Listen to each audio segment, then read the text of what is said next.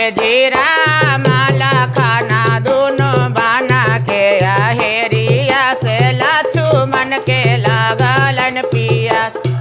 जीरा माला खाना दोनों बना के हेरिया लक्ष्मण के लागल पिया। जिए तना बचनिया जब सुनालन सीता सुंदर हाथ में घइलिया ले लेटर।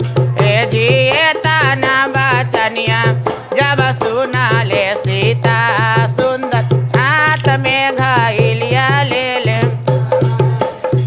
जी पानिया पियला सुंदर हीरा दाजुराएला से ना जानी जातिया तोहर।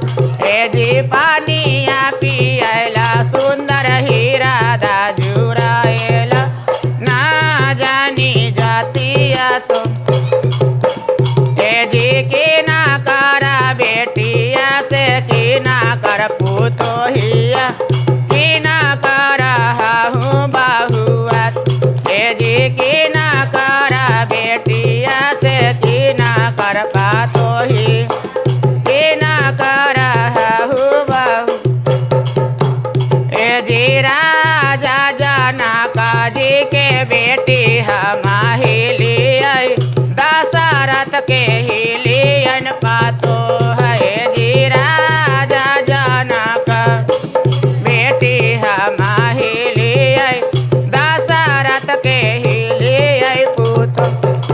जी तना बचनिया जावा सुनालन श्री रामचंद्र गलिए गलिए खोजलन कहर। जी तना बचनिया जावा सुनालन श्री राम गलिए गलिए खोजलन कहर। जी तोहारो के देवो कहरा डाला भरा सोनाम सीता के अयोध्या पहुँचब। जी तोहारो के देवो कहरा डाला भरा सिया के अयोध्या पहुँचब। जी परिछे में चलला न सासु कोशिल सीता हन सुरुजावा के जोत। जी परिछे में चला सासु सुमिंतारा सिया है सुरुजावा के।